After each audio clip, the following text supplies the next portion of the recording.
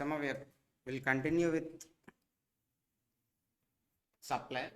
సప్లైలో last ఇంకా clarifications ఉన్నాయి, అవి కంప్లీట్ చేసిన తర్వాత then will be going up into the chart చాప్టర్లోకి వెళ్ళి.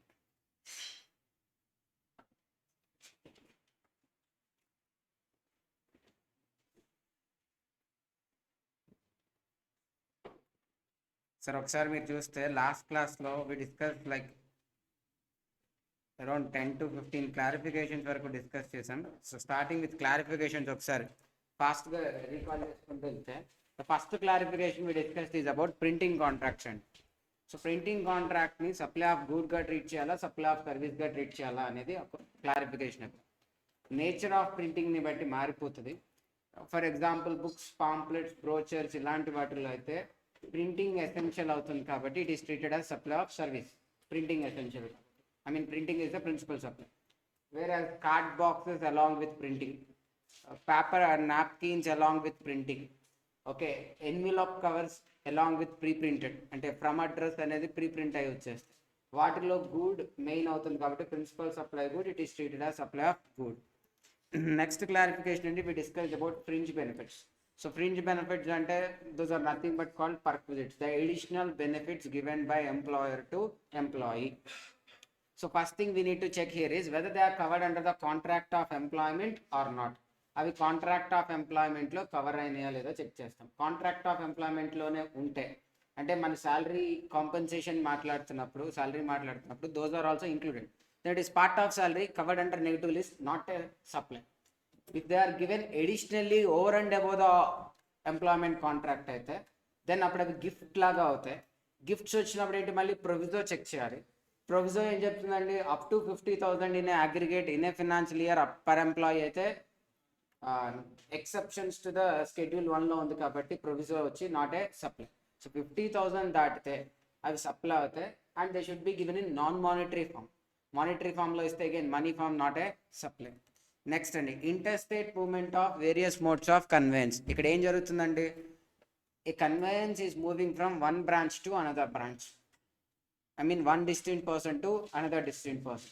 It will fall under the schedule 1, transfer of goods from one distinct person to another distinct person without consideration. So actually ఏమవుతుందంటే ప్రతిసారి ఒక branch నుంచి ఇంకో బ్రాంచ్కి truck కానీ bus కానీ ఇలా ఏ వెహికల్ వెళ్ళినా కూడా ఆ వెహికల్ వాల్యూ మీద కూడా జిఎస్టీ లెవీ చేయాల్సి వస్తుంది if we consider schedule 1.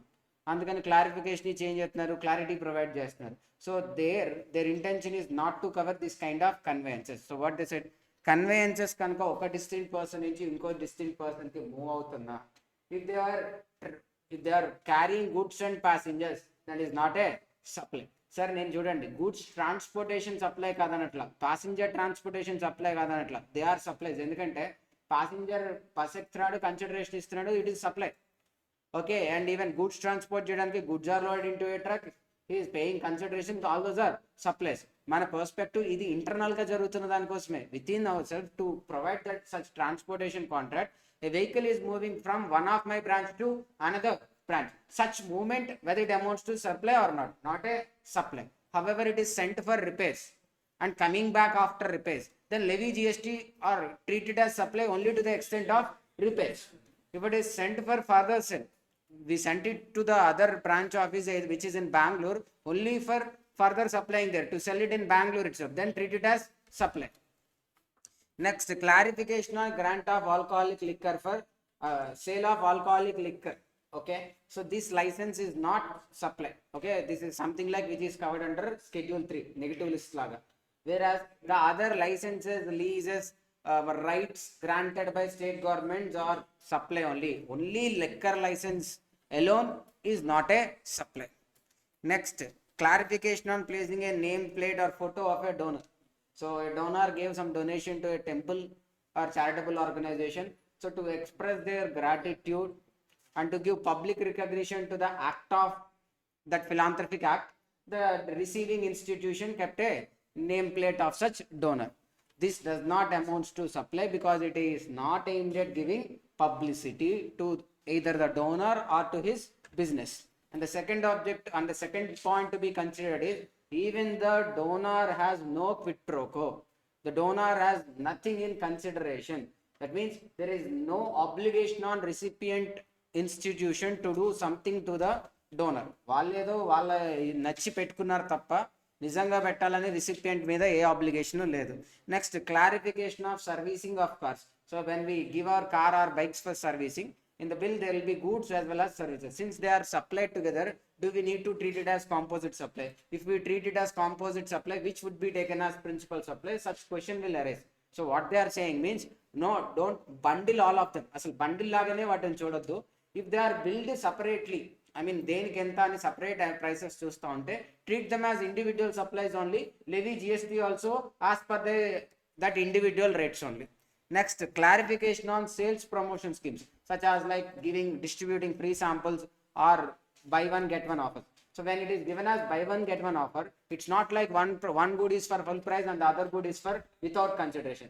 Assume or consider both the goods are sold for a single price. I mean, if you get 100 rupees, then two goods are sold for 100 rupees. That means each one is sold for 50 rupees. Next one, free samples. So about free samples, so let us assume I'm a trader. I purchase goods from some X person and I'm giving them as free samples. When I purchased, if I already availed ITC, then distribution of free samples amounts to supply. At the time of purchase, I didn't avail ITC, then distribution of free samples does not be called as supply. Next, clarification on tenancy rights or Pagadi system. So Pagadi system is not relevant in our Telugu states, even not relevant in our south states. It is somewhere relevant in certain north states. Okay, ఇంకా ఎక్కువ అంటే మహారాష్ట్ర లాంటి స్టేట్స్లో ఎక్కువ ఈ system ఉంది, పగాడీ system అనేది. ఇక్కడ ఏం చేస్తారని చెప్పానండి, ఒక టెనెంట్ నార్మల్ రెంట్తో పాటు అడిషనల్గా he'll be paying tenancy premium as well. So ఈ టెనెన్సీ ప్రీమియం ఎందుకు పే చేస్తాడు, పే చేస్తే అతనికి ఏమొస్తుంది, హిల్ బీ గెటింగ్ ఎ రైట్ to sublet that property as well. Okay, so now the question is whether the tenancy premium received by owner amounts to supply or not. First question. Second one, even when this tenant who paid tenancy premium needs to be vacated, అతను పంపించాలి అనుకుంటే, then even the owner also has to pay tenancy premium to the vacating tenant. Okay, ఎవరైతే vacate చేస్తున్నాడో అతనికి tenancy premium కూడా pay చేయాలి. So tenancy premium may be received by owner in certain cases, whereas in certain cases it may be received by tenant as vacating tenant. So whether those tenancy premiums received amounts to supply or not. So what the clarification is saying, it is covered aptly under the definition of supply. It is supply only. Just because while paying tenancy premium they are executing a deed and such deed is being registered on that, if they are paying stamp duty value, such activity does not disqualify it from supply. It is aptly covered under the definition of supply. Next, second one andi, clarification of artwork sent to gallery. Okay, so ఏదైనా paintings arts అవి గ్యాలరీలో exhibit చేసి ఎవరన్నా కొంటారేమో అని చెప్పి అక్కడ పంపిస్తుంది. So మన గ్యాలరీకి పంపించినప్పుడు ఇవన్నీ సేల్ అవ్వట్లేదు. So sending art works from your place to gallery does not amounts to supply. When the supply will be considered as happened, అక్కడ సేల్ జరిగితే జరుగుతుంది. సరే, ఈ పాయింట్ మళ్ళీ మనకి ఇన్వాయిస్ చాప్టర్లో లింక్ అయి వస్తుంది. అక్కడ ఏం చెప్తామంటే, ఇక్కడ మరి సేల్ అవ్వకుండా ఒక ప్లేస్ నుంచి ఇంకొక ప్లేస్కి మూవ్ అవుతున్నాయి కదా, గూడ్సే, ఆర్ట్ వర్క్స్ అయినా కూడా అవి గూడ్సే. కానీ గ్యాలరీ ఎక్కడో హైదరాబాద్లో ఉందండి, అక్కడ నేను ఎగ్జిబిట్ చేయడానికి ఇక్కడ నుంచి పంపుతున్నాను, సప్లై కాదు అన్నాను. సప్లై కాదు అన్నప్పుడు మరి ఆ మూవ్మెంట్ని ఎలా ట్రేస్ చేయడం, ఈవే బిల్ రేస్ అవ్వాలి వాటికి కూడా. Instead of invoice they will be delivery challan.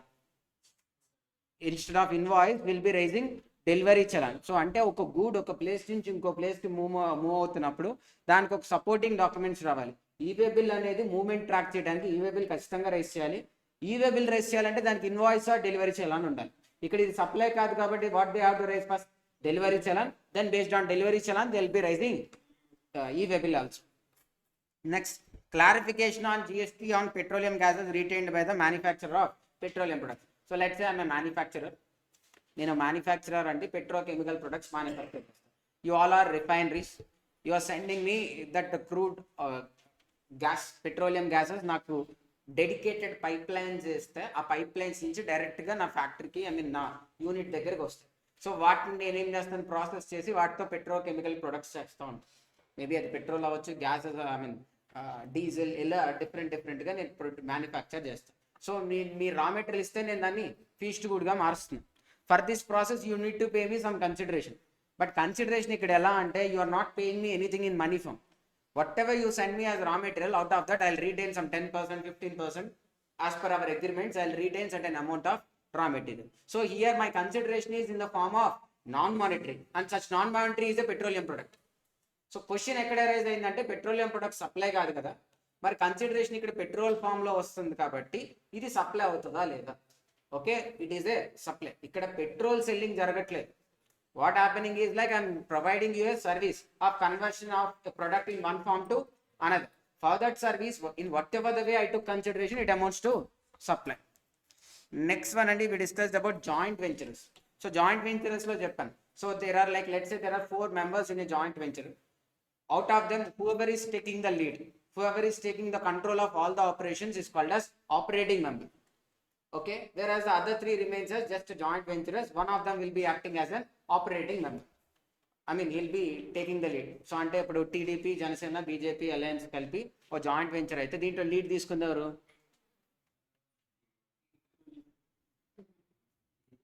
TDP lead తీసుకుంది అంటున్నారా మీరు? పవన్ కళ్యాణేనండి. ఎందుకంటే మనకు అందరికి తెలిసింది క్లియర్గా ఇక్కడ BJP is not likely to join with TDP, కానీ కన్విన్స్ చేసి జాయిన్ చేయించింది ఎవరు? పవన్ కళ్యాణ్. కాబట్టి సో దీనికి యాక్చువల్లీ ఆ మూడింటిని గ్రూప్గా ఫామ్ చేయడంలో లీడ్ అంటే మేబీ సీట్స్లో వేరే ఉండొచ్చు అట్లా, but to make it as an alliance lead అయితే, సో ఇప్పుడు నేను లీడ్ అంటే అండి who is more capable, who is more ఎక్కువ సీట్స్ ఎవరికన్నా ఇవన్నీ నేను చెప్పట్లేదు. So I'm just to form as an alliance who is taking lead. Pawan Kalyan తీసుకున్నారు అనుకుంటే అప్పుడు ఆ గ్రూప్గా వర్క్ అవడంలో వాళ్ళు ఎక్కువ కీ రోల్ ప్లే చేశారు కాబట్టి, సో అప్పుడు అలాంటి వాళ్ళు ఏమంటాం? ఆపరేటింగ్ మెంబర్ అంట. సో మిగతా వెంచరర్స్ అంతా ఏం చేయాలి? ఇతనే అంటే మనీ అంతా స్పెండ్ చేసేది ఇతనే. ఏం కావాలి, ఏం చేయాలని అంటే అందరు వెళ్ళి పెడితే మళ్ళీ ప్రాపర్గా అవ్వదని చెప్పి ఇతనే ఉంటాడు. So is called as operating member. But అలా అని చెప్పి హీ హాజ్ నో మొత్తం మనీ అతనే తీసుకురాలేడు కదా, will be asking money from other joint venturers also. So ఆ మనీ అడగడానికి ఏమంటున్నాం ఇక్కడ? క్యాష్ కాల్ అంటాం. ఓకే, సో క్యాష్ కాల్స్ అని, ఇంకొకటి ఏంటి ఆపరేటింగ్ మెంబర్ అని 2 టెక్నాలజీస్ వచ్చాయి. ఓకే, సో ఇప్పుడు ఆపరేటింగ్ మెంబర్ కనుక ఈ క్యాష్ కాల్స్ అన్నిటితో వచ్చిన మనీని if we use for purchase of a new machinery and such new machinery is used for joint venture, for the joint venture, that is not a supply. Supply ఎప్పుడవుతుంది? Operating member అందరి దగ్గర నుంచి money తీసుకొని ఏం చేస్తున్నాడు? కొత్త అసెట్లు ఏం కొనట్ల, తన అసెట్నే జాయింట్ వెంచర్ కోసం యూజ్ చేస్తున్నాడు. అంటే ఏంటి? He's taking money from joint venturers and selling his machinery to joint venture or giving his machinery on rent to joint venture అవుతుంది. కాబట్టి in such case it amounts to supply. Next అండి, clarification on damages penalty arising out of breach of contract. Sir ఇక్కడ ఒకటి మనల్ని మెయిన్గా check చేయమంది, ఎక్స్ప్లిసిట్గా కానీ ఇంప్లైడ్గా కానీ వాళ్ళు ఒక కాంట్రాక్ట్లోకి ఎంటర్ అయి ఉండాలి. దట్ ఏంటి? ఇక్కడ పెర్ఫార్మెన్స్ ఆఫ్ కాంట్రాక్ట్ జరగకపోయినా, ఏమైనా కండిషన్స్ వైలేట్ అయినా, that they have to pay damages అని, లేదా ఆ డ్యామేజెస్ని వీళ్ళు యాక్సెప్ట్ చేస్తారనేది ఇన్ రిటర్న్ ఎక్స్ప్రెస్గా కానీ, లేదా ఆ కాంట్రాక్ట్ నేచర్ని బట్టి అది డిఫాల్ట్గా ఇంప్లైడ్గా ఉంటే then that is called as express or implied way. అలా ఉంటేనే ఆ వచ్చే డ్యామేజెస్ని, ఆ డ్యామేజెస్ పే చేయడాన్ని టాలరేటింగ్ అండ్ యాక్ట్ కోసం వస్తున్నట్టు అనుకుని సప్లై అంట. Otherwise they are not called as supply. అర్థమవుతుందా అండి? సరే, ఇప్పుడు మనం ఇన్సూరెన్స్ తీసుకుంటాం, ఇన్సూరెన్స్ కాంపెన్సేషన్ వస్తే సప్లై అయిపోతుందా?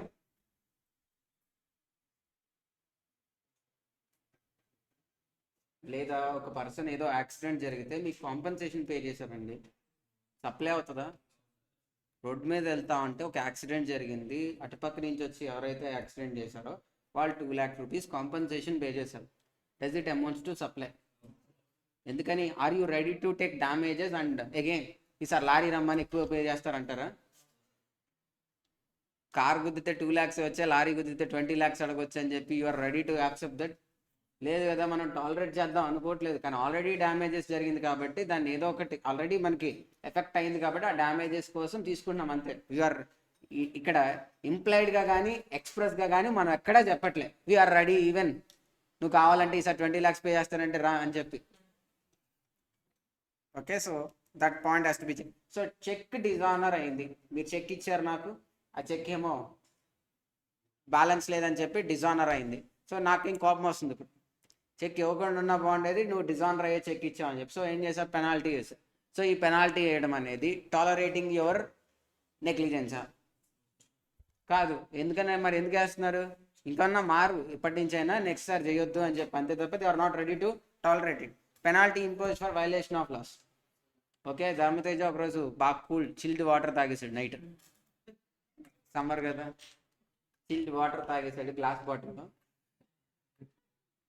తాగి రోడ్డు మీద ఎట్లా అంటే అట్లా వెళ్తా ఉన్నాడు. ఆయన స్ట్రైట్గానే వెళ్తున్నాడు, మనకు మాత్రం అనిపిస్తా ఉంది. సో ట్రాఫిక్ కానిస్టేబుల్ ఆపి, బాబు ఇంత వాటర్ కంటెంట్ ఎక్కువైంది నీలో, బాగా ఎక్కువ స్ట్రైట్కి వెళ్ళిపోతున్నాం అని ఆపి ఓ 5,000 రూపీస్ పెనాల్టీ ఇస్తే it doesn't mean the traffic constable is okay with it. Okay, so ఇప్పుడు అతను వాటర్ తాగి బైక్ నడిపితే, కార్ నడిపితే దాన్ని మనం యాక్సెప్ట్ చేస్తాను, పెనాల్టీ పే చేస్తే చాలా నడట్లా government. Okay, so don't repeat it అని చెప్పి వాళ్ళు చెప్తున్నారు. కాబట్టి it is for violation of laws ఏదైనా పే చేసినా అక్కడ కూడా ఎక్స్ప్రెస్గా కానీ ఇంప్లాయిడ్గా కానీ there is no contract of tolerating it.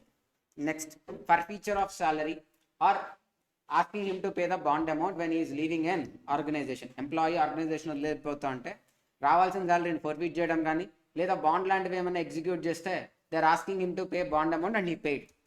ఇప్పుడు మరి ఆ బాండ్ అమౌంట్ పే చేయడానికి అగైన్ అతను వెళ్ళిపోవడాన్ని టాలరేట్ చేస్తూ తీసుకుంటున్నట్ట, ఫర్ టాలరేటింగ్ అని అట్ట అంటే no, again it is also not tolerating. No organisation will think of or will promote employee leaving the organisation. సో అక్కడ ఇంటెన్షన్ ఎక్స్ప్రెస్గా కానీ ఇంప్లాయిడ్గా కానీ అది లేదు. Next, late payment charges or fees. Normal ఇంటర్నెట్లో కానీ ఇంటర్నెట్ సర్వీసెస్లో కానీ ఎలక్ట్రిసిటీ బిల్ కానీ క్రెడిట్ కార్డ్స్ కానీ ఇలాంటి సర్వీస్ సెక్టార్లో ఒక డ్యూ డేట్ ఇచ్చి, ఎస్పెషల్లీ డ్యూ డేట్ బేస్డ్ ఉన్న వాటిలో డ్యూ డేట్కి మనం పే చేయకపోతే ఇంత పెనాల్టీ వస్తుంది, ఫస్ట్ 5 days అయితే ఇంత ఫీ, తర్వాత అయితే ఇంత లేట్ ఫీ అని చెప్పి ఉన్న వాటిలో అక్రాస్ ద వరల్డ్ వీటిలో ఒక కామన్గా జరుగుతుంది ఏంటి అంటే డిలే జరగటం. డిలే జరిగినా దాన్ని సర్వీస్ ప్రొవైడర్స్ అనేవాళ్ళు యాక్సెప్ట్ చేయడం. ఓకే, ఎందుకంటే ఇప్పుడు మనకి 21st పే చేయాలండి ఈబీ బిల్ అనుకోండి, లెట్స్ నేను 21st పే చేయకపోతే డైరెక్ట్గా ఫ్లగ్ బిక్కొని వెళ్ళిపోవట్లేదు. ఏం చేస్తున్నారు, they are even accepting it for another 20 days 25 days ఇంకా టైం ఇస్తున్నారు లేట్ ఫీతో పే చేయడానికి కూడా. సో అది వాళ్ళ part of the contract, bundle అయిపోతుంది, ఇంకా లేట్ ఫీని వాళ్ళు యాక్సెప్ట్ చేయడం స్టార్ట్ చేస్తారు. ఎక్స్ప్రెస్గా కాదు బట్ ఇంప్లాయిడ్గా వాళ్ళు దాన్ని స్టార్ట్ చేశారు కాబట్టి. సో అలాంటి కేసెస్లో లేట్ ఫీజులు ఇవి ఛార్జ్ చేయడం అనేది న్యాచురల్గా బండిల్ అయిపోతుంది. So it amounts to composite supply. ఇప్పుడు లేట్ ఫీజా principal supply, original service provide చేయడమా principal supply? Actual internet consume చేసినందుకు 3,000 బిల్ వచ్చిందండి, కానీ బిల్ ఆన్ టైం పే చేయనందుకు 200 రూపీస్ పెనాల్టీ వచ్చింది. ఇప్పుడు ఇందులో వాళ్ళ మెయిన్ సర్వీస్ ఏంటి, ఇంటర్నెట్ ప్రొవైడ్ చేయడం అనేది మెయిన్ సర్వీస్. సో అది ఏ రేట్ అయితే ఓవరాల్ 3,200 బండిల్ మీద కూడా అదే జిఎస్టీ రేట్ లెవీ అవుతుంది. Next, cancellation charges with respect to transportation. So ఏమైనా ట్రాన్స్పోర్ట్ చేస్తున్నప్పుడు వాటి మీద క్యాన్సిలేషన్ ఛార్జెస్ వచ్చాయి. సో ఏంటి క్యాన్సిలేషన్ ఛార్జెస్ అంటే, బస్ బుక్ చేసుకున్నాం, ట్రైన్ బుక్ చేసుకున్నాం, తర్వాత because of some reason we are cancelling the ticket. ఇక్కడ ఏమంటున్నారు అంటే ఇక్కడ టాలరేటింగ్ దాకా కూడా అనట్లే. Here the point is like they already performed a part of service, already సగం సర్వీస్ ఇచ్చేసారు వాళ్ళు, not half, like some part of service is already provided. For the service which they already perform they are taking charges in the name of cancellation charges. ఏమి ఇచ్చారు sir, నేను ఇక్కడే ఉన్నాను కదా, నన్ను అక్కడి నుంచి అక్కడికి తీసుకెళ్తాను, I mean Hyderabad to Vijayawada తీసుకెళ్తా అనేది వాళ్ళు ప్రామిస్ చేసిన సర్వీస్. కానీ ఆ సర్వీస్ ఇంకా ఇవ్వలేదు కదా అంటే, సార్ మిమ్మల్ని సర్వీస్ ఓన్లీ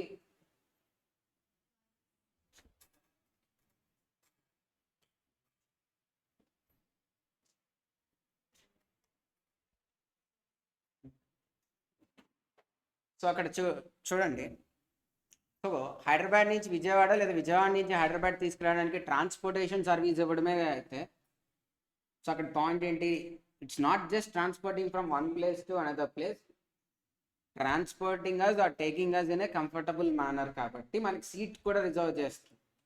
ఇన్ని రోజులు సీట్ రిజర్వ్ చేశారు అంటే then the service started from the day they started reserving the seat. ఖర్చు వేస్తారు ఆ సీట్ మీద మన కోసం, అప్పటి నుంచి ఖర్చు వేసిన దగ్గర నుంచి మనకు సర్వీస్ ఇవ్వడం స్టార్ట్ అయిపోయింది. ఓకేనా, సో ఇప్పుడు మనం క్యాన్సిల్ చేసినా కూడా ఆల్రెడీ ఇప్పటిదాకా సర్వీస్ ఇచ్చారు కాబట్టి for that reason the cancellation charges are for the service they provided, it amounts to supply.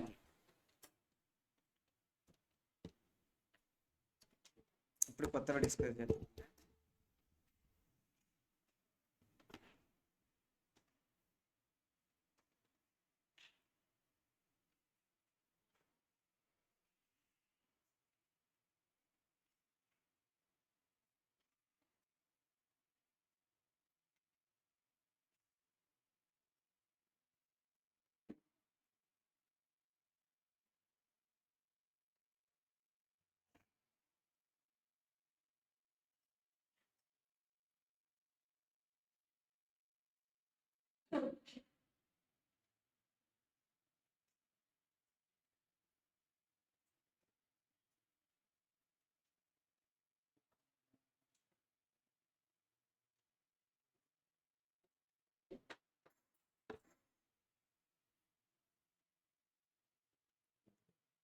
GST implications.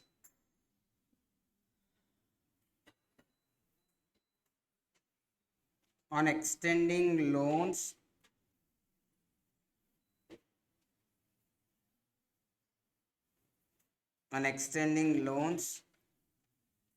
and advances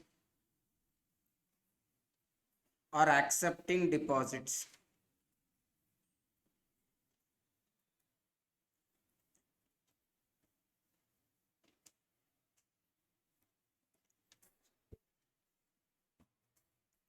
so first one అండి, దీంట్లో ఎక్స్టెండింగ్ లోన్స్ అండ్ అడ్వాన్సెస్. అసలు లోన్ కానీ లేదా అడ్వాన్స్ కానీ ఇవ్వడం అనేది సప్లయా అంటే, సార్ లోన్ ఇస్తున్నప్పుడు ఏ ఫామ్లో ఇస్తామండి? మనీ ఫామ్లో ఇస్తారు. అది రీపే అయినప్పుడు కూడా మనీ ఫామ్లోనే అవుతుంది. కాబట్టి లోన్ అండ్ అడ్వాన్సెస్ ఇవ్వడం అనేది transaction in money.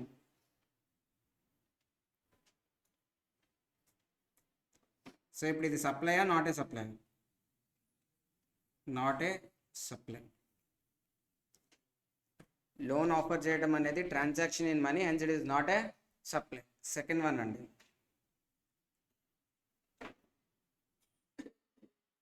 Interest or discount charged. అంటే బిల్స్ అవి డిస్కౌంట్ చేసినప్పుడు ఇంట్రెస్ట్ డిస్కౌంట్ వస్తుంది. లేదు నార్మల్గా లోన్స్ కానీ అడ్వాన్సెస్ కానీ ఇచ్చినప్పుడు interest or discount and. Interest or discount and అనేది ఫస్ట్ ఇది సప్లయా కాదంటే, సార్ ఇది ట్రాన్సాక్షన్ ఇన్ మనీయే, బట్ సర్వీస్ డెఫినేషన్లో సెకండ్ పాయింట్ చూస్తే ఏంటి? Transaction in money for conversion of money in one form to another which involves separate consideration. ఇదేంటి? Separate consideration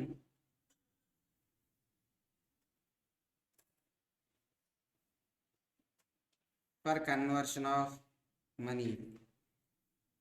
This is nothing but separate consideration for conversion of money.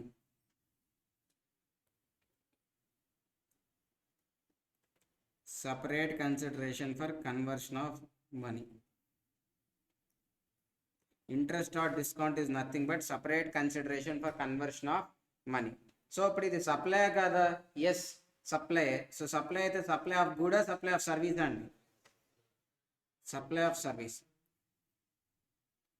But ఇది taxable exempted అంటే there is an exemption given అండి, where any loans and advances are offered and the consideration is in the form of interest or discount, then such interest or discount is exempted.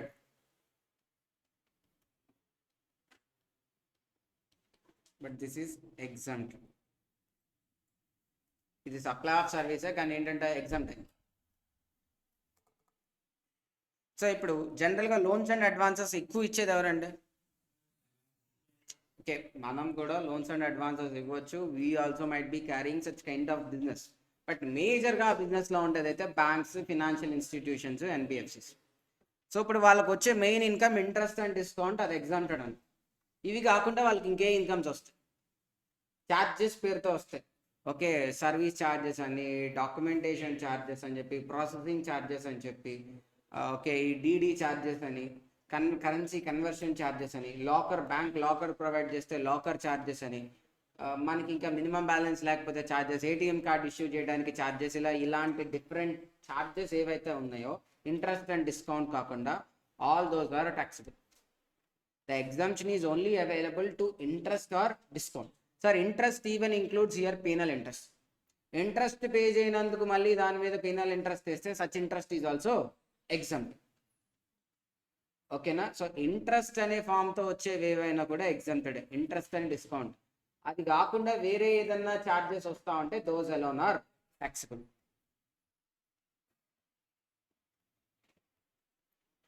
Charges by bank.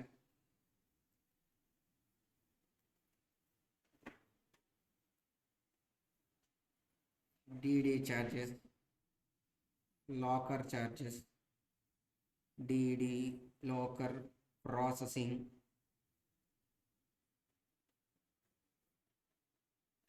Documentation, ఇలా different నేమ్స్తో charges పిలుస్తూ ఉంటారు. So ఇవన్నీ కూడా ఏంటంటే దీనికి ఏం explanation ఏం లేదు. So these all are supply of service exempted taxable అండి ఇది ట్యాక్సిబుల్.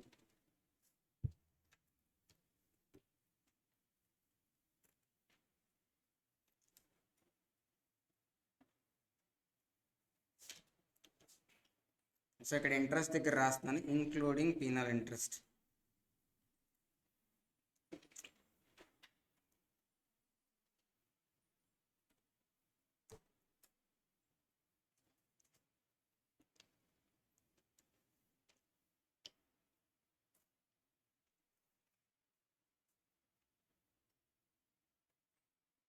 ఇప్పుడు ఫోర్త్ అండి లోన్స్ అండ్ అడ్వాన్సెస్లోనే ఇక్కడ ఈసారి ఏంటి అంటే మనం డైరెక్ట్గా లోన్ ఇవ్వట్లేదు. Goods or services are sold on credit basis. Credit బేసిస్లో ఏం చేసామంటే nothing but you are giving it as like an advance లాగా. కానీ అగైన్ నేచర్ అయితే లోన్ నేచరే అవుతుంది. మరి ఇప్పుడు క్రెడిట్ బేసిస్లో ఇచ్చినప్పుడు sir actually cash price of a good is 45,000. Versus క్రెడిట్గా పర్చేస్ చేద్దామంటే క్రెడిట్ ప్రైస్ వచ్చేసరికి అది 50,000. ఇప్పుడు మరి డిఫరెన్స్ 5,000 ఏంటి? నథింగ్ బట్ క్యాష్ ప్రైస్కి హైర్ పర్చేస్ ప్రైస్కి ఉండే డిఫరెన్స్ ఏమంటుంది? ఇంట్రెస్టే కదా ఈ 5,000. సో అంటే ఇప్పుడు లెట్సే మన క్యాష్ ప్రైస్కి సేల్ చేస్తే మనకి ఎక్స్ప్లెనేషన్తో పని లేదు. క్యాష్ ప్రైస్కి 50,000 చేస్తున్నాం అన్నప్పుడు they are providing a bundle of supplies. One is supply of good, the other one is extending credit. The one is 50,000. ఇప్పుడు వాళ్ళు క్రెడిట్ బేసిస్లో గుడ్ అమ్మారు అంటే there are two supplies happening there. One is supply of good, the second one is extending credit. So which is principal supply? ఒక car showroom పెట్టుకున్నాడండి అతను. Car అమ్ముదాం అని పెట్టుకుంటాడా, లేదా కార్ అమ్మితే దాంతోపాటు ఇంట్రెస్ట్ కూడా వస్తుందనే రీజన్తో పెట్టుకుంటాడా? Selling of cars. సో దాంట్లో స్పాట్ పేమెంట్ చేసే వాళ్ళు తక్కువైపోతున్నారు కాబట్టి ఈఎంఐ బేసిస్ ఎక్కువ అవుతున్నారు, అందరితో అంత ఎక్కువ ఉండదు కాబట్టి. So what is choosing, okay దానికి కొంచెం ఎక్స్ట్రా టైం ఇద్దాము, దాంతోపాటు అడిషనల్గా ఇంట్రెస్ట్ కూడా వస్తుంది, మనకేం లాస్ ఉండదు అనే ఇంటెన్షన్తో చేస్తున్నాడు తప్ప his main intention is not extending credit. His main intention or main activity is what predominant element ఏమవుతుంది అక్కడ? సప్లై ఆఫ్ గూడ్ అవుతుంది కాబట్టి. సో దాన్ని ఏం చేయాలి? సప్లై ఆఫ్ గూడ్ లానే ట్రీట్ చేయాలి 50,000 వచ్చినా కూడా. So principal, so composite supply logic apply చేస్తే ఇప్పుడు 5,000 ఇంట్రెస్ట్ ఎగ్జామ్ట్ అవుతుందా? ప్రిన్సిపల్ సప్లై గుడ్ ట్యాక్సిబుల్ అవుతుంది కాబట్టి బండిల్ 50,000 ట్యాక్సిబుల్ అవుతుందా?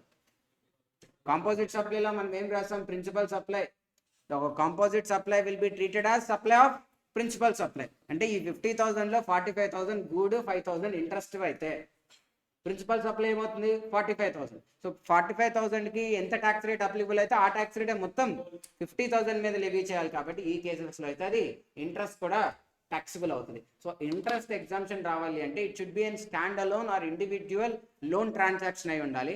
On that if any interest is there that would be exempted. If it is a composite supply, that means along with sale of goods they offered even credit. మీరు 6 months లో pay చేస్తానంటే ఒప్పుకున్నాడు, but not at the cost of 45,000 but at the cost of 50,000. So in such case if any interest he earned is also part of a composite supply which is becoming incidental to the main activity of supplying good, so the interest charged will also be taxable here.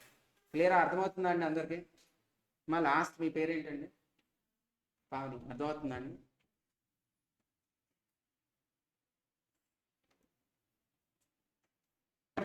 Fourth one అండి, note down.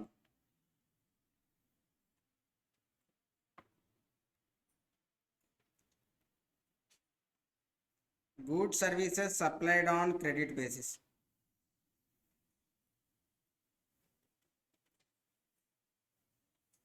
ఇక్కడ ఏమవుతుందండి? ఇది composite supply అవుతుంది.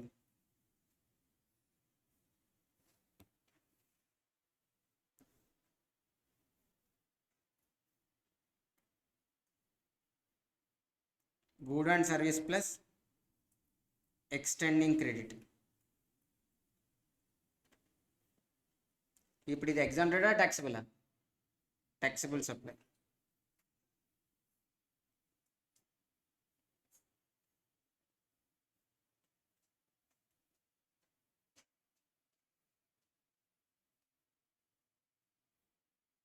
interest or penal interest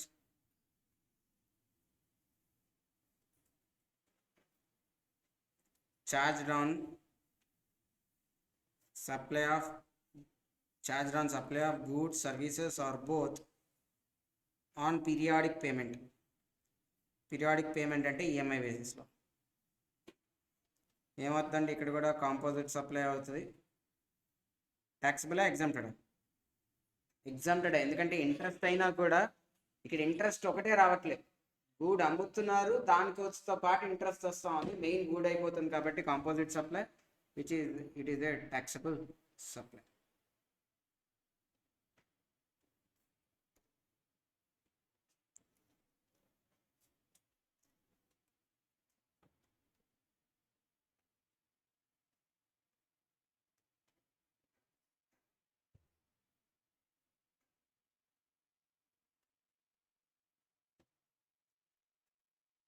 క్లియరా అండి?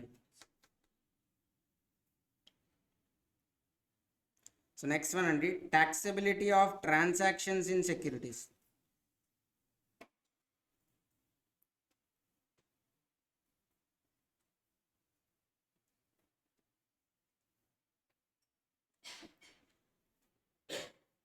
Taxability of transactions in securities.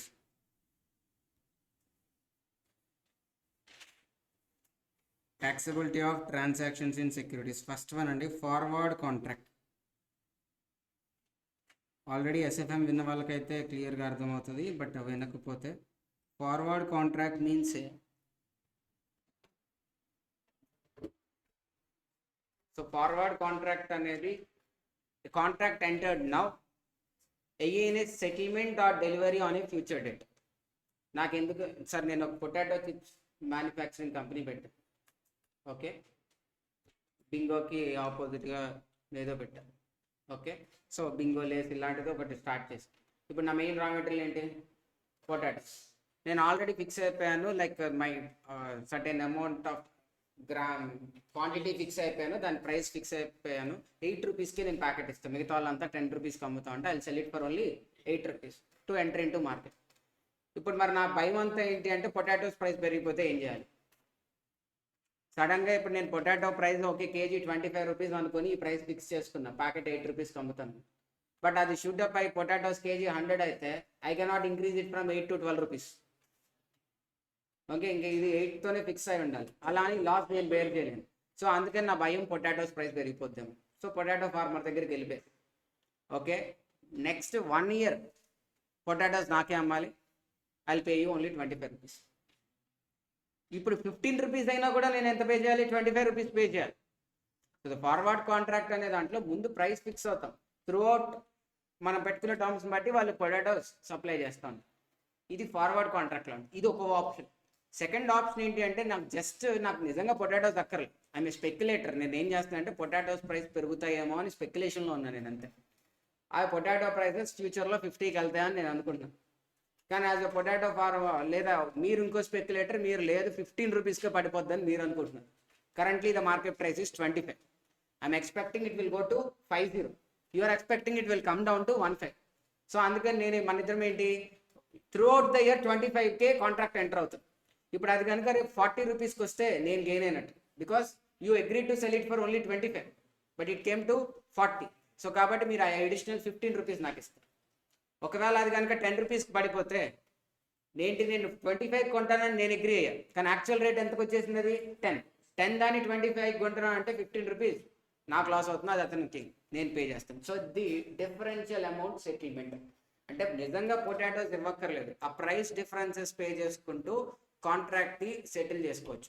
ఇక్కడ మరి supply ఎప్పుడవుతుంది అంటే, ఈ ఫార్వర్డ్ కాంట్రాక్ట్లో కనుక if it involves delivery of, if the settlement is by way of delivery of underline commodity, దేని రిలేటెడ్గా అయితే కాంట్రాక్ట్ ఎంటర్ అవుతారో, ఈ కాంట్రాక్ట్ క్లోజ్ అవ్వాలి అంటే ఆ అండర్లైయింగ్ ఎసెట్ కానీ, అంటే పొటాటోస్ డెలివరీ అయితేనే సప్లై, ఈ కాంట్రాక్ట్ క్లోజ్ అవుతుంది అనుకుంటే then it is supply.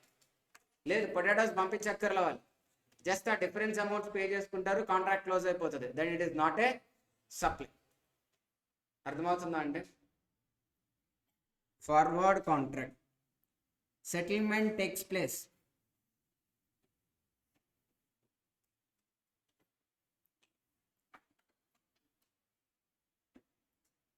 by delivery of underlying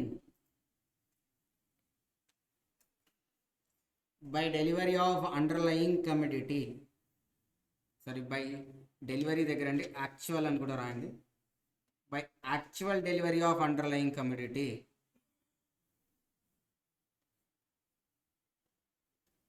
it is supply of goods. It is supply of goods. Second one అండి future contracts. Again future contract అన్నా కూడా maximum అండి 99% of the cases these are through margin settlement, అంటే difference మనీనే settle అవుతుంది. But there is still such 1% chance ఉంది by way of actual delivery of underline community. So forward కాంట్రాక్ట్సే stock ఎక్స్చేంజ్తో ఏ రెగ్యులేషన్ లేకుండా జరుగుతూ ఉంటే అవి ఫార్వర్డ్ కాంట్రాక్ట్స్గా ఉండిపోతాయి. If they are regulated through stock exchange and then the transactions are happening, then they will come under the future contracts. రెండిటి nature mechanism ఒకటే, నేను మళ్ళీ ఎక్స్ప్లెయిన్ చేస్తాను. బట్ ఆ 1% ఛాన్స్లో అయినా కూడా సెటిల్మెంట్ యాక్చువల్ గుడ్తో ఆర్ అండర్లైన్ కమ్యూనిటీతో సెటిల్ అయ్యే ఛాన్స్ ఉంది. కాబట్టి if the settlement takes place by actual delivery of underline community, then it amounts to supply of goods. ఇక్కడ కూడా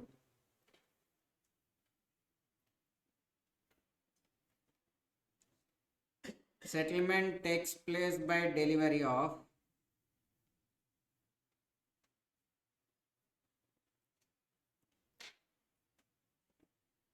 underlying commodity, then it is again called as supply of goods. So understand here sir, you should know these forward contracts and future contracts has two options. One is by way of settlement of difference money. The other option is by way of settlement through actual delivery. If the settlement is only through actual delivery of underlying commodities, then they are called as supply of goods.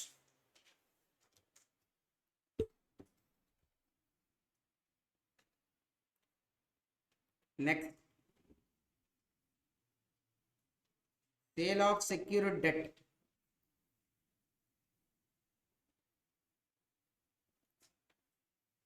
Sale of secured debt.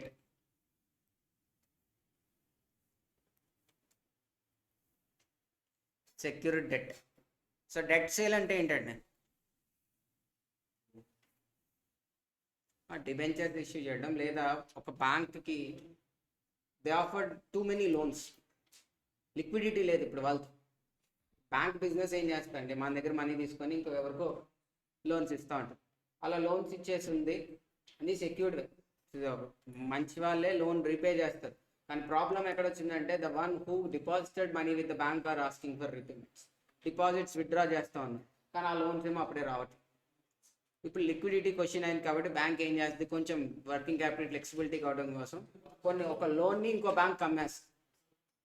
Okay, ఒక 5,000 crores లోన్ని ఇంకొకరికి ఏదో బ్యాంక్కి sale చేసేస్తే వాళ్ళు cash ఇస్తూ ఉంటారు. Then this cash would be used for their transactions అనమాట. సో అలా సెక్యూర్ డెట్ సేల్ చేస్తామంటే ఇది సప్లై ఆఫ్ గుడ్ అవుతుందా అంటే, సార్ ఇది యాక్చువల్గా మనీ ట్రాన్సాక్షన్ అయినా కూడా this is called as security.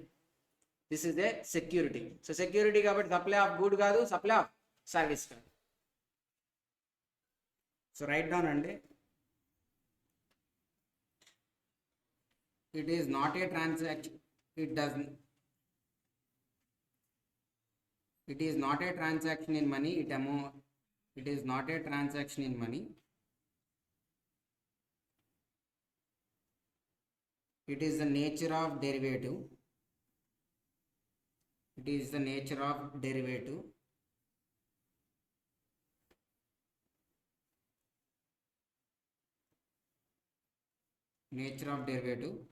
hence it is a security. It is the nature of derivative, hence it is a security.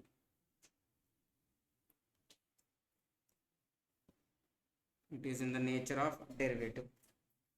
Secure debt అనే దాన్ని డెరివేటివ్ లో ట్రీట్ చేయాలి. డెరివేటివ్స్ అంటే ఏంటంటే పైన చెప్పిన ఫ్యూచర్స్ కానీ లేదా ఆప్షన్స్ అని వస్తాయి, స్వాప్స్ అని వస్తాయి, అవన్నీ కూడా derivatives. So nothing but derivative is something which has no independent value. If it derives its value from some other thing, then that is called as derivative. అర్థమవుతుందా? Nifty has independent value. Nifty is a collection of the top 50 shares. Top 50 shares యొక్క వాల్యూని ఒక బేస్తో start అయ్యి అది పెరుగుతూ వెళ్తా అంటే Nifty పెరుగుతుంది. So Nifty itself is a derivative, దానికంటే ఒక ఇండిపెండెంట్ వాల్యూ లేదు.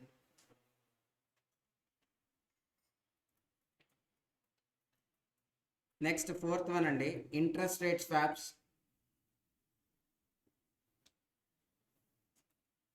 Interest rate swaps, forex swaps అంటే currency swaps, interest rate swaps, ఇవి కూడా డెరివేటివ్స్ అండి. These are also derivatives. Derivatives అంటే అవేంటి, మళ్ళీ సెక్యూరిటీస్ అయిపోతాయి.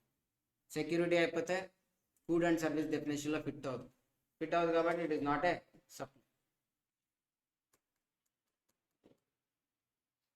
Interest rate swaps, forex swaps. Forex అంటే సార్ ఫారెన్ ఎక్స్చేంజ్ అని. ఎక్స్ అంటే వేరే ఎక్స్ గుర్తు తెచ్చుకోకండి, ఎక్స్చేంజ్ ఎక్కడ రాజు?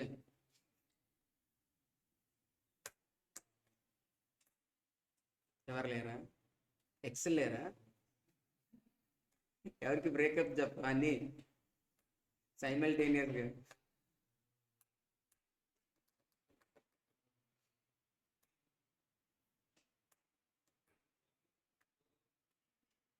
Abeet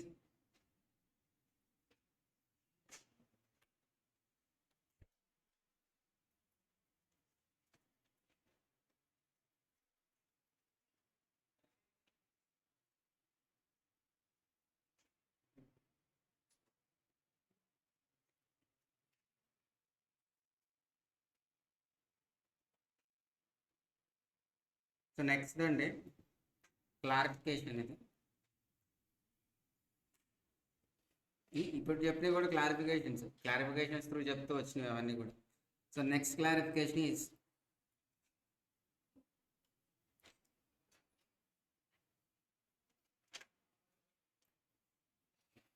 clarification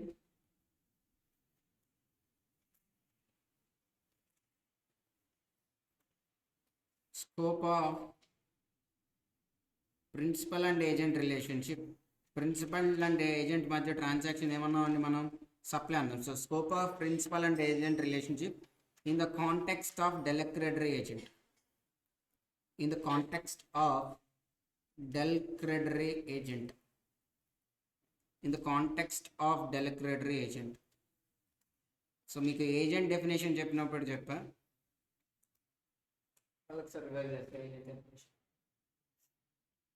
scope of principal and agent relationship in the context of delegated agent.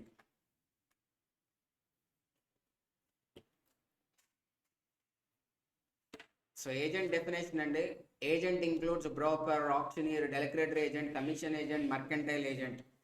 By whatever the name called, he is acting on behalf of some other person, he is called as agent and check. So delegated agent ante generally, if agent bears the credit risk, then he is called as delegated agent.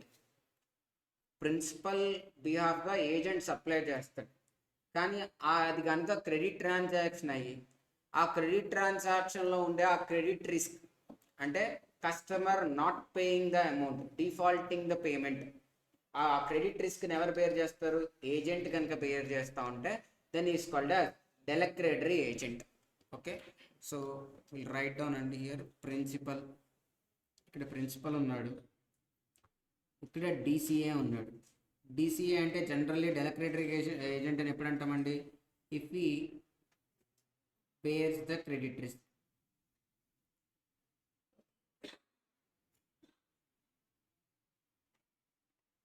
bears the credit risk and there is even a customer. Sir దీన్ని ఇంతకు ముందు మనం schedule 1లో principal and agent relationship దగ్గర ఏదైతే point discuss చేసామో దాంతో link అయ్యి ఇది వస్తుంది. ఆ క్లారిఫికేషన్కి ఇది ఎడిషనల్ క్లారిఫికేషన్. అక్కడ ఏం చెప్పాం? ప్రిన్సిపల్ అండ్ ఏజెంట్ మధ్య జరిగే ట్రాన్సాక్షన్ని, ఆ గూడ్స్ ట్రాన్స్ఫర్ని సప్లయా కాదా అని డిసైడ్ చేయడానికి invoice is the deciding factor అని చెప్పాం. సో అంటే ఏంటి? Principal will send goods to DCA. ఇక్కడ ఓన్లీ గూడ్స్ ఏజెంట్కి పంపించాడండి. కానీ ఏజెంట్ కస్టమర్కి గూడ్స్తో పాటు సర్వీస్ కూడా ఇస్తున్నాడు. గూడ్స్ ఒకటి ప్రొవైడ్ చేస్తున్నాడు, ఇంకో సర్వీస్ ఏంటంటే క్రెడిట్ ఎక్స్టెన్షన్. గూడ్స్తో పాటు ఏజెంట్ కస్టమర్కి ఇస్తుంది రెండు, గూడ్స్ ఒక సర్వీస్, క్రెడిట్ ఆఫర్ చేయడం ఇంకొక సర్వీస్ అవుతుంది. సో ఇప్పుడు చూద్దామండి 2 సినారియోస్. మళ్ళీ ఇనీషియల్ క్లారిఫికేషన్ని దీన్ని లింక్ చేసుకొని చెప్తున్నాను నేను. Principal raised invoice directly in the name of customer. Invoice directly principal to agent. Invoice directly principal to agent. ఇది సినారియో 1 అనుకున్నాం దీన్ని. ఇప్పుడు సినారియో 2కి వెళ్దామండి.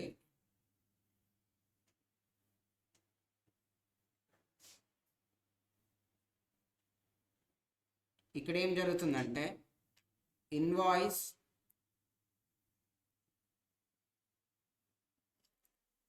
ఎవరెవరికి రేస్ చేస్తున్నారు? ఇన్వాయిస్ ప్రిన్సిపల్ టు, సారీ ఇక్కడ ఒక కరెక్షన్ అండి, ఏజెంట్ కాదు ఇక్కడ. ఏంటి? Invoice directly principal to customer. Here it is invoice principal to agent.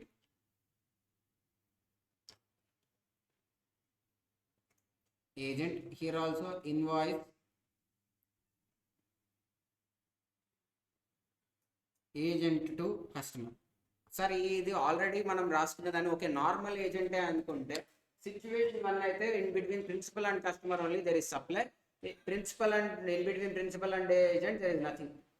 But situation 2 కనుక చూసుంటే, సిచ్యువేషన్ 2లో ఏం జరుగుతుందండి? 2 ఇన్వాయిసెస్ ఇన్వాల్వ్ అవుతున్నాయి. 1 is between principal and agent. Here even though there is no consideration, it amounts to supply. In between agent and customer there will be obviously consideration, it amounts to supply. ఇప్పుడు ఇక్కడ ఈ డెలక్రేటరీ agent వచ్చినప్పుడు ఏం జరుగుతుంది అంటే, situation 1లోనూ చూద్దాం, situation 2లో కూడా చూద్దాం. సిచ్యువేషన్ 1లో అండి క్లారిఫికేషన్ 1 బేస్ చేసుకొని ప్రిన్సిపల్ టు ఏజెంట్ మధ్య జరిగింది. సిచ్యువేషన్ 1లో సప్లై కాదు, సప్లై అవుతుందా? సప్లై కాదు. సిచ్యువేషన్ 1లో అండి ప్రిన్సిపల్ టు ఏజెంట్ మధ్య నాట్ ఏ సప్లై జరగలేదు. నెక్స్ట్ ఏజెంట్ టు కస్టమర్ చూద్దాం. అప్పుడన్నా కొన్ని సప్లై జరిగిందా? ఏ బేసిస్ మీద చెప్తున్నాం? ఇది మనం ఇనీషియల్గా డిస్కస్ చేసిన అక్కడ షెడ్యూల్ 1లో ఉన్న క్లారిఫికేషన్ని తీసుకొని ఇది ఎడిషనల్గా అండర్స్టాండ్ చేసుకుంటాం. సో ఇది కూడా not a supply. But in between principal and customer అయితే అండి supply. So principal and customer అయితే it is a supply. Situation 2కి వద్దాం. సిచ్యువేషన్ 2 వస్తున్నప్పుడు అండి again here principal to agent, P to A, principal to okay A అని కూడా కాకుండా ఇంకా క్లియర్గా డిసిఏ అని రాస్తున్నాను. ప్రిన్సిపల్ టు డిసిఏ ఎందుకంటే డెలక్రేటరీ ఏజెంట్ కాబట్టి. సో ఇప్పుడు పి టు డిసిఏ అనేది సప్లై అవుతుందా అవదా? సిచ్యువేషన్ 2లో అయితే సప్లై, ఎందుకంటే there is invoice issue, supply. ఇప్పుడు DCA to customer, DCA to customer. సరే, ఇప్పుడు డిసిఏ టు కస్టమర్ జరుగుతున్నప్పుడు ఇక్కడ 2 జరుగుతున్నాయి. ఒకటి అతను ఏంటంటే గూడ్స్ ప్లస్ క్రెడిట్ ఎక్స్టెన్షన్ 2 జరుగుతున్నాయి. అంటే అతనికి నార్మల్గా అంటే ఇప్పుడు దీన్ని అమౌంట్స్లో కూడా తీసుకోవాలి అంటే లెట్స్ అండి యాక్చువల్గా అయితే 45,000కి అమ్మేసేయాలి గుడ్. కానీ డిసిఏ క్రెడిట్ రిస్క్ ఆఫర్ చేస్తున్నాడు కాబట్టి కస్టమర్ నుంచి ఎంత అమౌంట్ తీసుకుంటాడంటే హిల్ టేక్ ఓకే ఇక్కడ నుంచి ఇతను ఎంత తీసుకుంటాడంటే హిల్ టేక్ 50,000 తీసుకొని ఈ 50,000లో 5,000 ఇంట్రెస్ట్ డెలక్రేటరీ కమిషన్ ఏజెంట్ తీసుకొని బ్యాలెన్స్ 45,000 మాత్రమే ప్రిన్సిపల్కి ఇస్తూ ఉంటాడు. సో ఇది కనుక కేసు అవుతూ ఉంటే, ఇలా కనుక జరుగుతూ ఉంటే అప్పుడు ఏంటి, డెలక్రేటరీ ఏజెంట్కి ఎడిషనల్గా 5,000 అనే ఇంట్రెస్ట్ వస్తుంది. ఈ ఎడిషనల్ 5,000 అనేది ట్యాక్సిబుల్లా కాదా? ఈ క్లారిఫికేషన్ మెయిన్ ఇంటెన్షన్. డెలక్రేటరీ ఏజెంట్ ఈ క్రెడిట్ ఎక్స్టెండ్ చేసినప్పుడు తీసుకుంటున్న 5,000 ట్యాక్సిబుల్లా కాదా? సార్ ట్యాక్సిబుల్లా కావాలి అని అంటే ఇప్పుడు సిచ్యువేషన్ 1లో ఏమవుతుందంటే అసలు ఏజెంటు కస్టమర్ మధ్య సప్లై లేదు, గూడ్స్ సప్లై లేదు. అంటే అప్పుడు ఇంట్రెస్ట్ కోసం మనీ ఛార్జ్ చేసిన ఇంట్రెస్ట్ అనేది ఇండివిజువల్ ట్రాన్సాక్షన్ అయిపోతుంది. So it is exempted because we're considering the goods are supplied by principal, not by customer, not by agent in situation 1. అదే సిచ్యువేషన్ 2లో అయితే గూడ్స్ ఎవరు సప్లై చేశారు అనుకున్నాం, ఏజెంట్ సప్లై చేశాడు కాబట్టి along with goods is offering credit అవుతుంది. కాబట్టి అప్పుడు ఏమవుతుంది, it is becoming a composite supply. పైన డిస్కస్ చేసిన interest along with goods charge చేసినప్పుడు ఏమవుతుంది, ప్రిన్సిపల్ సప్లై గూడ్స్ అవుతుంది కాబట్టి ఇంట్రెస్ట్ ఇక్కడ taxable అవుతుంది. So the main question of clarification regarding the, అసలు మొత్తం క్లారిఫికేషన్ మెయిన్ థింగ్ ఏంటంటే whether the interest charged by declaratory commission agent from customer amounts to supply or not. If it is under situation 1, okay, agent is not supplying goods, the supply is considered as made by principal. Agent is just merely offering credit extension, so hence it is not a supply. But when it comes to situation 2, agent himself supplying goods to customer because he is raising name invoice under the name of agent kabatti, so along with goods he is even offering credit. So together అవుతుంది, it's a bundle అవుతుంది కాబట్టి interest will become taxable.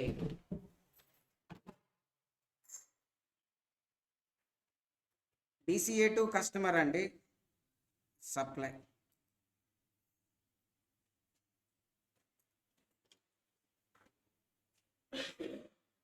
Principal to customer not a supply. ఇక్కడ క్లియర్గా అది sentence ఫామ్లో కూడా రాస్తాను మీకు.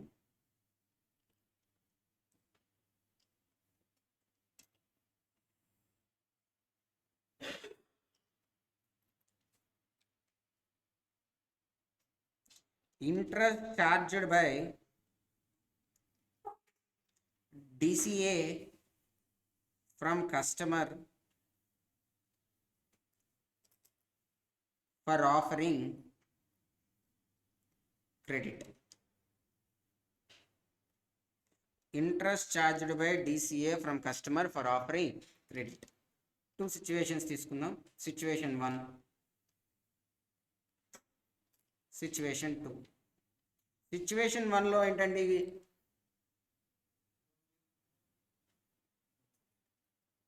Goods are considered as supplied by whom అండి, goods are considered as supplied by principal.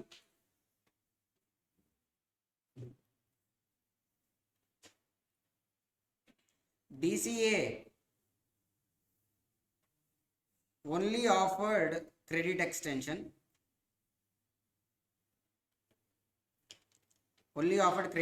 extension. That means interest is an independent transaction.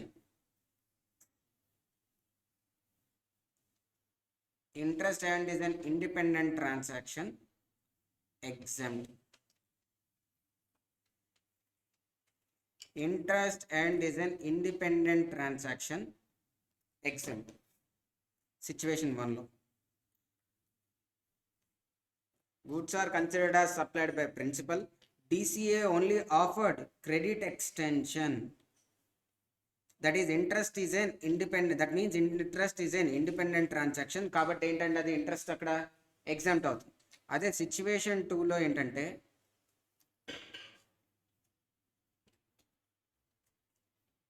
Agent supplied goods, sorry agent అని రాయద్దండి, DC అనే రాయండి. DCA supplied goods and offered credit.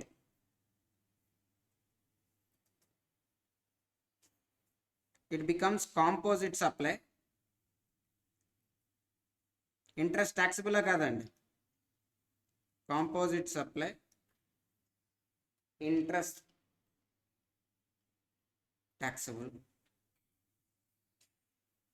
DCA supplied goods and offered credit, composite supply, hence interest is taxable.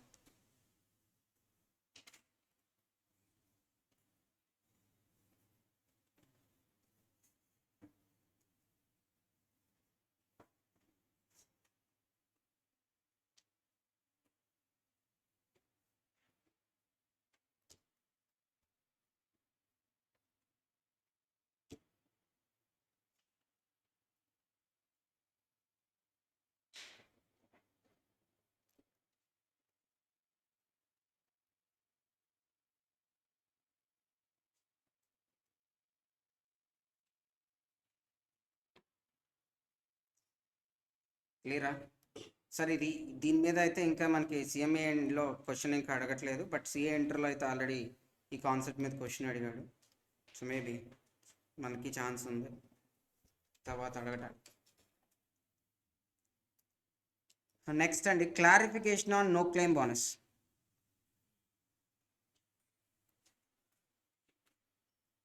Clarification on no claim bonus.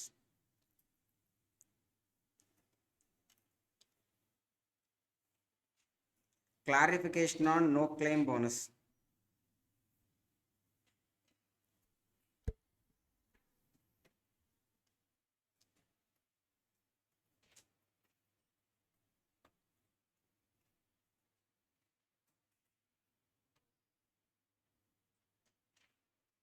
Sir no claim bonus అంటే ఏంటంటే, let's say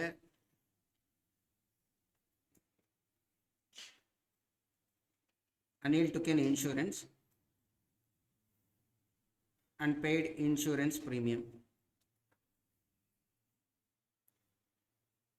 with an insurance company.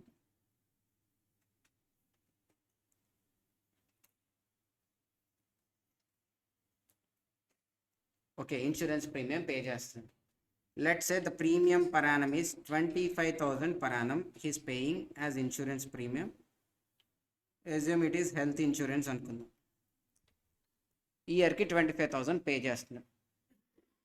This is for insurance pay 25,000 per annum paid for financial year 22-23. 25,000 pay చేసాం. కానీ అసలు he is perfectly all right in financial year 22-23, nothing happen to him. So కాబట్టి ఏంటి, మొత్తం అసలు ఏమి హాస్పిటలైజ్ అవ్వలేదు. So insurance premium ఏమి ఇన్సూరెన్స్ కంపెనీ పే చేయాల్సిన అవసరం లేదు. అంటే that means he doesn't made any claim. ఇప్పుడు సెకండ్ ఇయర్ మళ్ళీ ప్రీమియం పే చేస్తున్నాడు. సో ఇది ఇయర్ 1 అనుకుంది.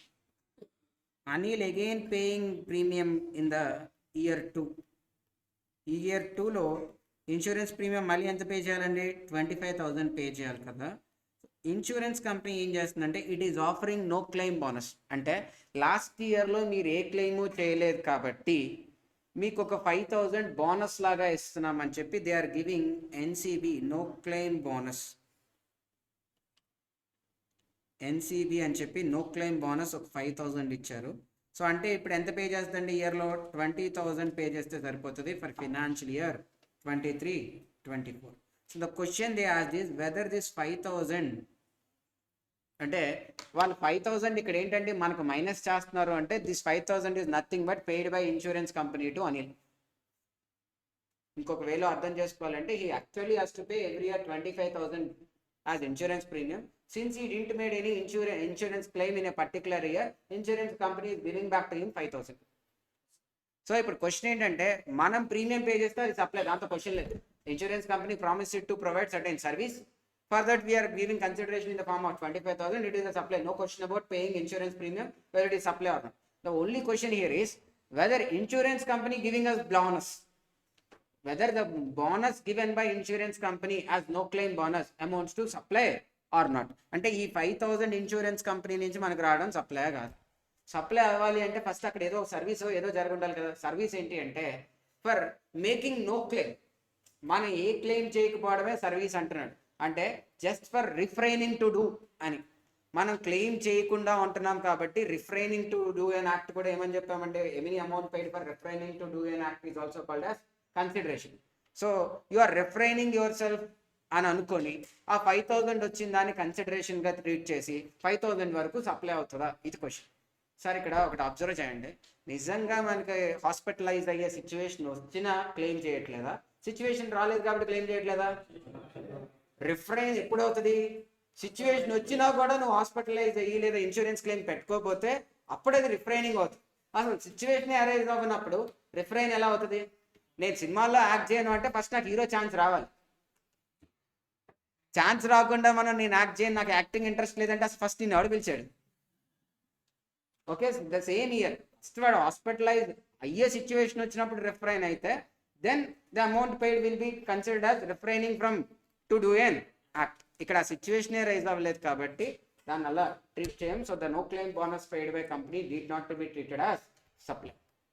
Okay,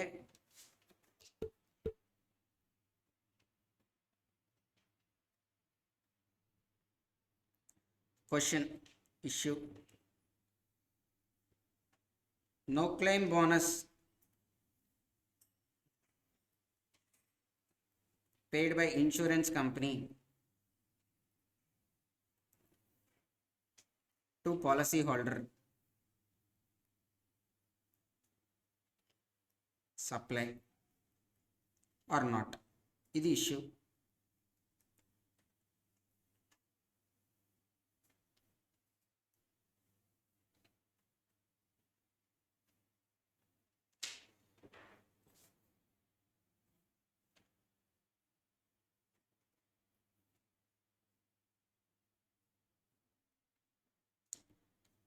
There is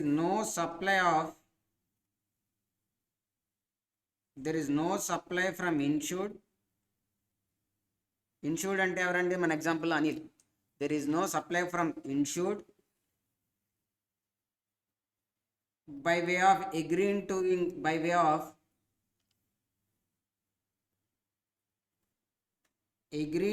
the obligation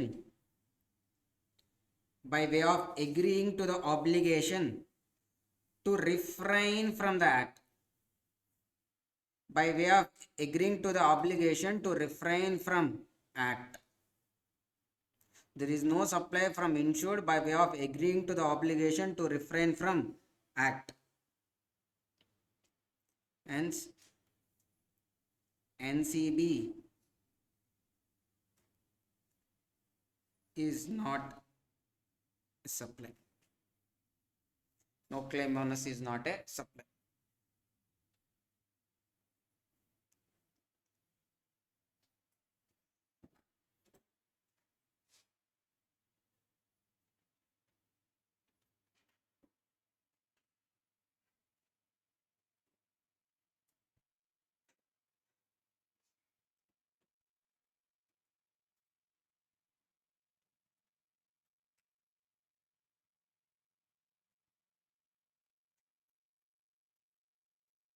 So ఇది రీసెంట్ అంటే జూన్ 2024 అప్లికబుల్ ఈ clarification.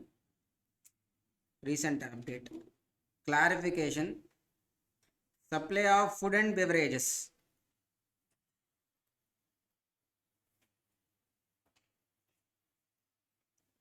Supply of food and beverages at cinema hall. Supply of food and beverages at cinema hall.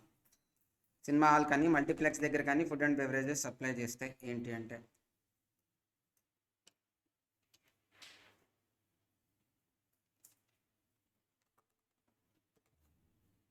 Sir cinema ఎగ్జిబిషన్కి దీనికి సంబంధం లేదు.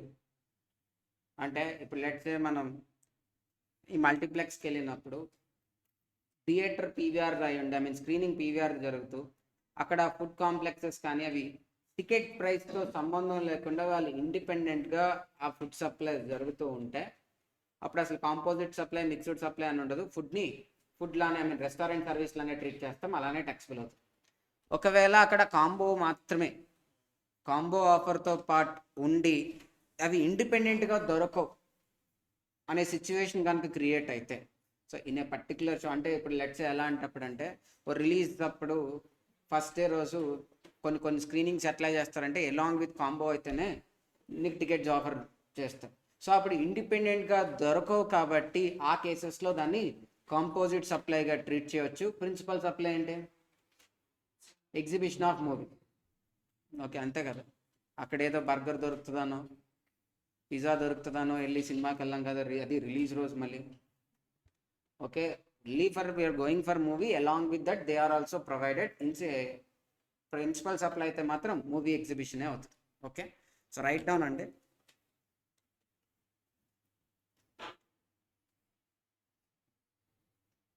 Food and beverages are a part of service. Food and beverages are a part of service and independent of cinema exhibition. And independent of cinema exhibition. And independent of cinema exhibition. Cinema ఎగ్జిబిషన్కి దీనికి సంబంధం ఉందా లేదంట? సంబంధం లేదా food and బెవరేజెస్కి. So అప్పుడు ఏంటి? F&B, food and beverages, taxable as restaurant service.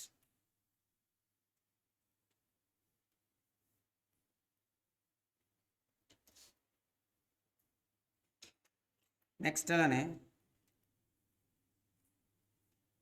F&B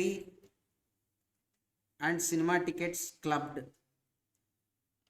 కలిపి అమ్ముతున్నారు. దెన్ అప్పుడు ఏమవుతుందండి? అది కాంపోజిట్ అవుతుంది, taxable as cinema. Composite taxable as cinema.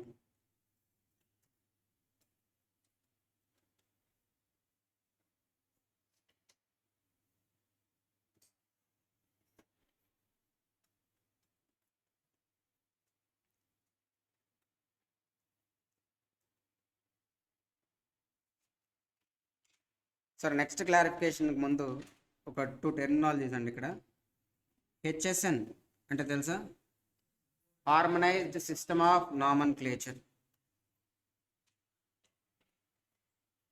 హార్మనైజ్డ్ system of nomenclature. Nomenclature అంటే అర్థం తెలుసా అండి? The naming process is called as nomenclature. So why harmonised system? పద్ధతిగా పెట్టిన పేర్లు. That is nothing but harmonised. Harmonise చేయడం అంటే ఏంటి? స్ట్రీమ్లైన్ చేయడం, ఒక ప్రాసెస్, ఒక పద్ధతిగా చేయడాన్ని హార్మనైజ్డ్ అంటాం. ఏంటి ఆ పద్ధతిగా ఏం చేస్తున్నారు? పేరు పెడుతున్నారు. So that is nothing but harmonised system of nomenclature. So దీన్ని హెచ్ఎస్ఎన్ అంటాం. ఇది దేనికంటే హార్మనైజ్డ్ సిస్టమ్ ఆఫ్ నామన్క్లేచర్ దేనికి ఇస్తారు? For naming goods. Okay, it's a code. 1 second. HSN అంటే it's the coding to goods. ఎన్ని డిజిట్స్ ఉంటుందండి? ఇది 8 డిజిట్స్ ఉంటుంది. 8 డిజిట్స్ ఉంటాయి. Next SAC. హెచ్ఎస్ఎన్ అయిపోయింది. నెక్స్ట్ ఏంటంటే ఎస్ఏసి. ఎస్ఏసి అంటే సర్వీస్ అకౌంటింగ్ కోడ్. గూడ్స్కే హెచ్ఎస్ఎన్ కోడ్స్ ఉంటాయి. మరి ఇక్కడ మనం జిఎస్టీ ఓన్లీ గూడ్స్కా? సర్వీస్ కూడా కదా. మరి సర్వీస్కి కోడింగ్ ఎలా ఉంటుందంటే by way of SAC, service accounting code.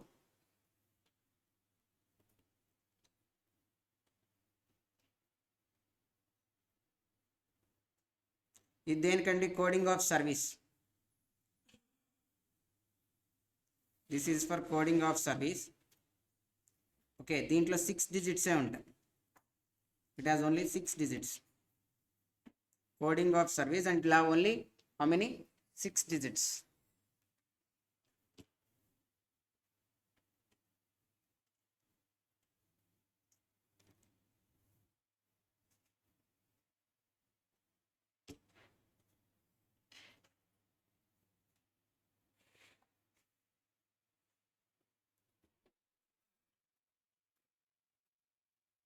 So last clarification అండి ఇంక ఈ చాప్టర్లోది. ఇది కూడా రీసెంట్ ఇప్పుడు యాడ్ అయింది. క్లారిఫికేషన్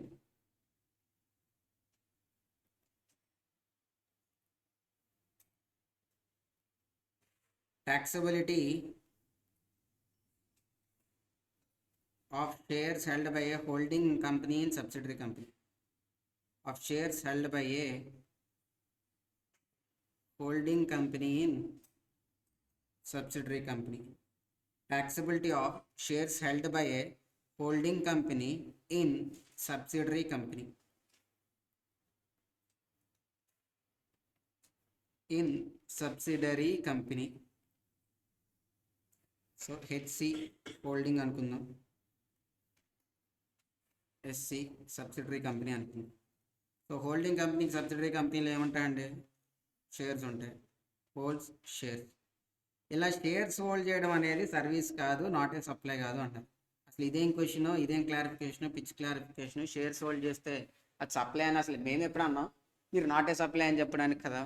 సో ఎవరు అనలేదండి. కానీ యాక్చువల్గా ఈ సర్వీస్ అకౌంటింగ్ కోడ్స్లో ఒక కోడ్ ఇచ్చారు.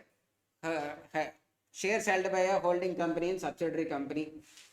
దానికంటూ ఒక సర్వీస్ అకౌంటింగ్ కోడ్ ఇచ్చారు. ఇప్పుడు అక్కడ దానికంటూ ఒక సర్వీస్ అకౌంటింగ్ కోడ్ ఉంది కదా, కాబట్టి అది సర్వీస్ ఏమో, దాని సప్లై ఏమో అని చెప్పి క్వశ్చన్ వస్తుంది అని చెప్పి అసలు అది సప్లై డెఫినేషన్లో కవర్ అవ్వలేదు. ఎస్ఏసిలో కోడింగ్ ఇవ్వడానికి వాళ్ళు ఏదో ప్రాసెస్లో ఇచ్చి ఉండొచ్చు, అప్పుడు వాళ్ళు ఏ కన్వెన్షన్స్లోనే ఇచ్చి ఉండొచ్చు. ఎస్ఏసి కోడ్ ఉన్నంత మాత్రాన we cannot call everything as a service. To call it as a supply it should cover under 7. ఒక ట్రాన్సాక్షన్ సప్లయా కాదా అని చెప్పే రైట్ కానీ పవర్ కానీ ఎక్కడుంది? సెక్షన్ 7 మాత్రమే ఉంది. ఎస్ఏసి వచ్చి లేదా సర్వీస్ అకౌంటింగ్ కోడ్ వచ్చి దేనో సర్వీస్ అన్నంత మాత్రాన we cannot call it as supply. అది వాళ్ళు ఇచ్చిన క్లారిఫికేషన్ ఇక్కడ. Okay, so let me write down that అండి. Just because of service accounting code, just because of a SAC entry, service accounting code entry, okay, దీనికి ఇచ్చిన entry ఏంటంటే 997171. Phone number కాదు నాన్న, ఇది 10 digits ఉండవు, 6 ఎస్ఏసి కాబట్టి. Okay, just because of SAC entry it cannot be called as supply. It cannot be called as supply of service. It cannot be called as supply of service until covered under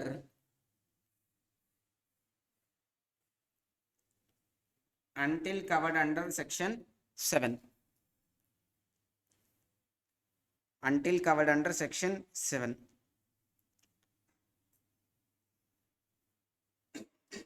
so recorded class, live class వింటున్న వాళ్ళందరికీ అండి, this the last class which is going to be uploaded in YouTube. మిగతావన్నీ కూడా మీరు live access తీసుకోవాల్సిందే. So మీకు ఇంకెవరికన్నా live access వచ్చి ఉండకపోతే సో మెసేజ్ చేయండి ఆఫీస్ నెంబర్కి. So they going to provide you live access. So రేపు క్లాస్ వినాలి అంటే క్లాస్ ప్లస్లో లాగిన్ అయితేనే యాప్ ఇస్తారు, బీసీసీఐది క్లాస్ ప్లస్ యాప్. సో దాంట్లో లాగిన్ అయితేనే మీకు లైవ్ వస్తుంది. ఓకే,